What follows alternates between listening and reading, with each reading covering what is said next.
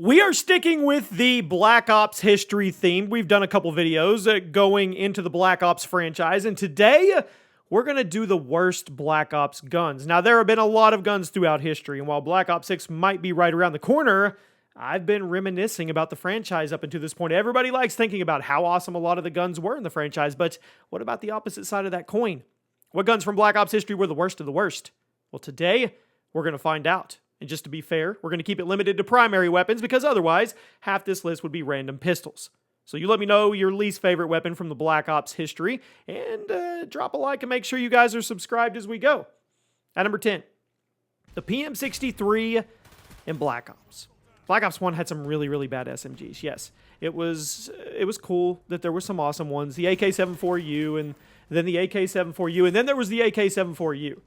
It was basically the only SMG in the original Black Ops, but if you wanted an SMG that stood out for all the wrong reasons, meet the PM63. This SMG was almost comically bad compared to the AK-74U, and to this day, I am not sure what the point of it was. It did have a very fast fire rate, 930 rounds per minute, but it also had a 20-round mag, so you were going to be reloading it constantly, and the reload animation was not exactly quick. Despite the tiny magazine, constant reloads, the time to kill was mediocre too, since the base damage was somewhere around 20 to 30. It made it a 4 to 5 shot kill. So, you had to use 25% of your magazine to kill one person. And did I mention it kicked pretty hard in the process? I guess it wasn't the worst thing in the game. We'll talk about that later. But absolutely nobody wanted to use this gun over the other options in Black Ops 1, and that would be the AK-74U. At number 9, the Dragoon in Black Ops 3. The bolt-action sniper that was intended to be a throwback to old-school COD sniping, which was a pretty cool idea on paper.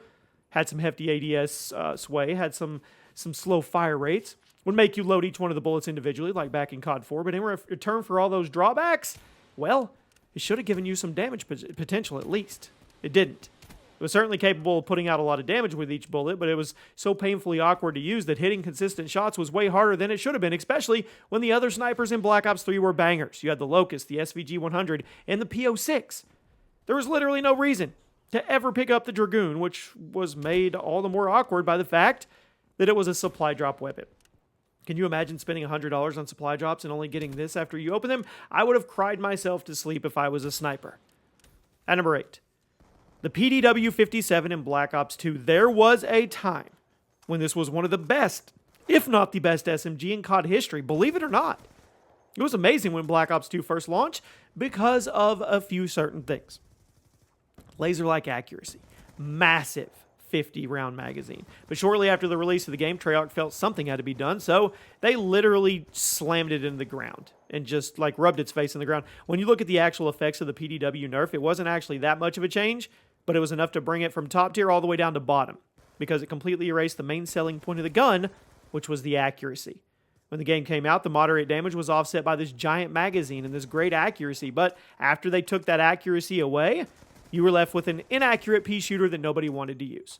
I mean, I guess the giant magazine was nice if you were playing hardcore, but in standard core modes, it was horrible after the nerf. It was a shame on how far it actually fell. At number 7, the M60 in Black Ops. Now, the M60 has appeared many times throughout COD history, and it's never been that good. In fact, it's usually really bad, and Black Ops 1's version is no exception. Granted, I don't think it's the worst version of the M60 we've ever gotten, but title goes to the turd from COD 4, but it was close. Light machine gun, horrible movement, handling speed's bad, some extremely bouncy recoil, all topped off with a super slow rate of fire, painfully long reload animation, and the damage per shot, it wasn't enough to make up for it. You would think that if you were using a big, slow, clunky weapon that fires super slowly, that you'd at least be treated to some hefty damage. You'd be wrong. The Black Ops 1 M60 is hot garbage, and I don't think anybody actually ever used it. Some of you may have forgotten that it actually existed at all. At number 6. The Dragonoff in Black Ops. I have called this the worst sniper in COD history a few times, and I don't think it's quite as awful as I made it sound in the past, but it's not good. Frankly, it's bad. The Black Ops 1 Dragonoff is pretty standard on paper, but somehow absolutely terrible in practice. Semi-auto, capable of a one-shot kill if you aim really, really high, but that recoil is high too. The fire rate, low. Reload animation, long. A one-shot kill range, extremely unforgiving, meaning you would just be getting hit markers 9 times out of 10. And since that fire rate was so low and the handling traits were so bad, it was kind of difficult to get follow-up shots. It was definitely the worst sniper in the original Black Ops, and I would argue it's one of the worst snipers in COD history because of how clunky, awkward, and unrewarding it was. So no, I don't think it's the worst thing I've ever put my hands on, but it was bad. Now we've arrived at the top 5. The ZRG 20mm in Black Ops Cold War. Certainly looks and sounds intimidating, but there's absolutely no reason to ever use it in multiplayer, as many of you have probably discovered. I know. It has a place in Warzone, but in standard 6v6 multiplayer, you might as well just run around with your fist out because you weren't going to kill anybody with this gun. Sniper was absolutely huge, would almost always kill with a single shot, but the penalty for that damage, it was a horrendous aim down sight time, terrible movement speeds, and a reload animation that took about 6 years to get through. So sure, you had a lot of power behind each pull of the trigger, but you couldn't even get the scope up to your eye because the enemy would kill you. So what's the point? Again, I see the value that the gun had in Warzone, but this video is about multiplayer. And if we're talking about Black Ops Cold War multiplayer experiences, it was horrendous. At number 4, the S12 in Black Ops 2. Spam shotguns have become a bit of a problem in Call of Duty over the last few years, but that doesn't mean all spam shotguns are strong. In fact, the S12 is a perfect example of a completely useless spam shotgun. This thing came loaded with a 10-round mag and a pretty high fire rate cap, but it didn't have any damage, and it didn't have any range. It made it almost completely pointless in multiplayer.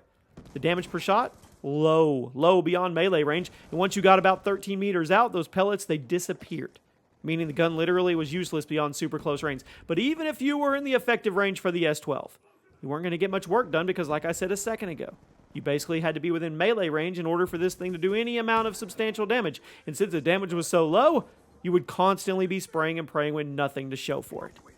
At number 3, the HS10 in Black Ops. If you thought the S12 was a bad spray shotgun, the HS10 was somehow even worse. Semi-auto shotting would only hold 4 shells at a time. Each of those shells had to be loaded individually. Recoil super high, and it's not like each trigger pull actually did much damage because you'd very, very rarely ever get a 1-shot kill or even a 2-shot kill. And as much as it was like the S12, the HS10 had almost comically bad range. The shot would literally disappear after 15 meters. So you had to be up close and personal in order to kill people. But with that, why would you do that? Just go melee them. I mean, sure, you could dual wield the HS shotgun. That was really cool. But whoever programmed it over at Treyarch was a joker because dual wielding the HS10 actually made it worse because the hipfire spray got wider and it became almost impossible to consistently get people. And remember, you only carried 4 shells at a time. So if you decided to dual wield it like Terminator, you would basically just spend the whole match reloading over and over again without killing anybody. It was pointless. It looked cool, but it was pointless. At number 2, the Olympia in Black Ops. You probably saw it coming. A while back, we ranked every shotgun in COD history. We did that video, and the Olympia was very close to coming in dead last. Double barrel shotgun, one of the worst guns in COD history, and the community hated it from day one. Since it was a double barrel, you could only fire it twice before needing to reload, and that reload animation was not short. At point-blank range, you could get insta-kills somewhat consistently. But once you backed up a few feet, it became a total wild card. Sometimes you'd kill with a single shot. Sometimes you need 2 shots. Sometimes you just get 2 hit markers and get killed while reloading. And sometimes your shots just wouldn't connect at all because the pellets literally disappeared into thin air after 15 meters. So, here we had an inconsistent shotgun that only got 2 shots before a long reload animation, and it had horrible damage that completely disappeared after 15 meters. But on top of all that, you got no bonus damage for headshots. No attachments. The pellet spread did not tighten up if you aimed down the sats. The fact that the pellet spread actually got wider was the troll. And at number 1 today, easy pick for the worst Black Ops gun ever, the Uzi in Black Ops. To this day, almost 14 years after Black Ops 1 came out, people still talk about how bad the Uzi was. Many people call it the single worst SMG in COD history, and you know what? I'm with you. The gun is comically bad. If you never used it, consider yourself lucky. I mean, let me explain what was terrible. Black Ops 1 Uzi featured a fire rate of 937 rounds per minute, which was tied for the fastest fire rate in the game. It also had a 32-round default mag, which was pretty big by Black Ops 1 standards. Sounds good so far. But literally everything else about the gun was bad, and bad as it could possibly be. The damage was horrible, usually required 5 shots to kill. The range was awful. The recoil was super high, almost impossible to hit consistent shots beyond point-blank range. The reload animation was long. The iron sights were some of the most obstructive in COD history, so you were basically forced to exclusively hip fire, and the list goes on.